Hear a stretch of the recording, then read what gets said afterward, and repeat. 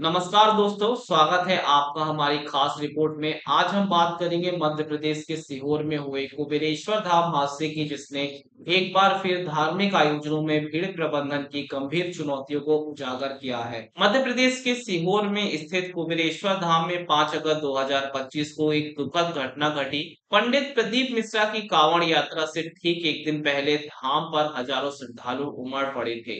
भारी भीड़ के दबाव और धक्का मुक्की के कारण दो महिला श्रद्धालुओं की जान चली गई और 10 से 12 लोग घायल हो गए।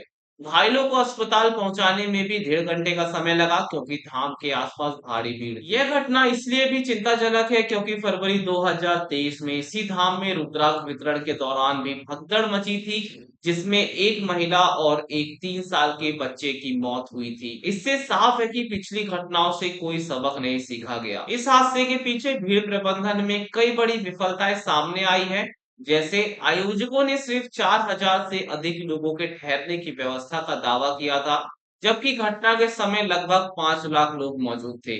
आयोजकों का खुद दावा था कि कांवड़ यात्रा में 25 से 30 लाख लोग शामिल होंगे। भीड़ के आकार का यह गलत अनुमान ही हादसे की बड़ी वजह बना। धाम में भंडारे, ठहराव और दर्शन के लिए जगह कम पड़ गई। पर्याप्त प्रवेश और निकास मार्गों की कमी ने स्थिति को और बिगाड़ दिया।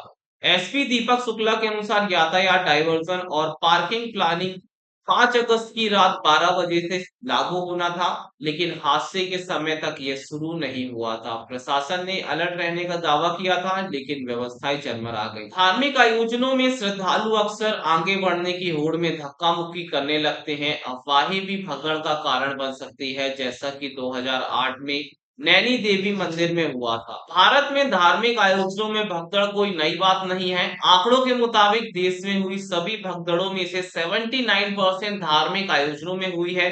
कुछ प्रमुख उदाहरण है, जैसे रत्नागढ़ मंदिर, प्रयागराज महाकुंभ, नैना देवी मंदिर, हाथरस धार्मिक सभा, माता वैष्णो देवी मंदिर। इन घटनाओं से साफ है कि भीड़ प्रबंधन के लिए एक मजबूत मानक संचालन प्रक्रिया यानी एसओपी की सख्त जरूरत है।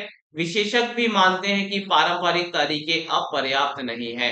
राष्ट्रीय आपदा प्रबंधन एनडीएमए और एसडीएमएएस के दिशा निर्देश हैं। हरिद्वार प्रशासन ने हाथरस की घटना से सबक लेते हुए धार्मिक आयोजनों के लिए एसओपी जारी की है, जिसमें कार्यक्रम स्तर के निरीक्षण और अपेक्षित भीड़ की जानकारी देना अनिवार्य किया गया है। सुप्रीम कोर्ट ने मई 2022 में धार्मिक जुलूसों के लिए केंद्र सरकार द्वारा एक एसओपी बनाने की याचिका खारिज कर दी थी, यह कहते हुए कि कानून व्यवस्था राज्यों का विषय है, इससे राष्ट्रीय स्तर पर एकरूपता लाने में चुनौती आती है। ऐसी घटनाओं को रोकने के लिए क्या किया जा सकता है? स्मार्ट तकनीक का उपयोग कर सकते हैं, जैसे ड्रोन, सीसीटीवी कैमरे और एआई आधारित विश्लेषण का व्यापक इस्तेमाल भीड़ की निगरानी और नियंत्रण में मदद कर सकता है। पर्याप्त निकासी मार्ग, मजबूत बैरिकेड, प्रशिक्षित आपातकालीन टीमें और पर्याप्त सुरक्षा कर्मियों की तैनाती जरूरी है। वीआईपी दर्शनों के लिए अलग व्यवस्था होनी चाहिए।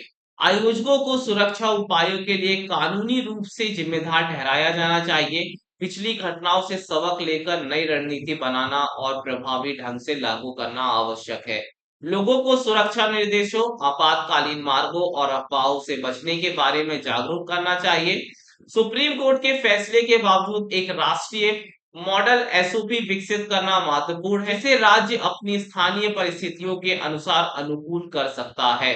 पीड़ितों के लिए त्वरित और पर्याप्त मुआवजे की एक पारदर्शी नीति होनी चाहिए। कुबेरेश्वर धाम हादसे की जांच के निष्कर्षों को सार्वजनिक किया जाना चाहिए और भविष्य की नीतियों में शामिल किया जाना चाहिए। इन उपायों को अपनाकर ही हम भविष्य में ऐसे दुखद हादसों को रोक सकते हैं और धार्मिक आयोजनों को श्रद्धालुओं के लिए सुरक्षित बना सकते हैं।